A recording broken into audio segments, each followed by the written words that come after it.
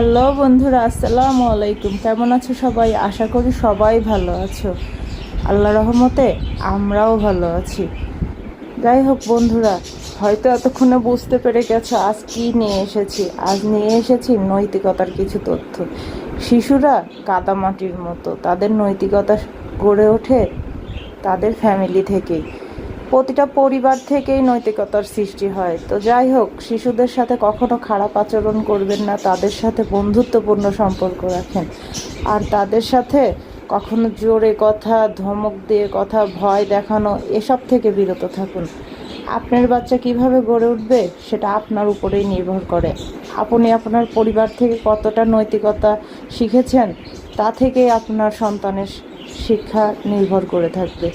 যাই হোক, শিশুরা কোমলমতি হয়ে থাকে, তারা আদরের মাধ্যমে সর্বদা ভালো থাকে। শাসনও দরকার আছে,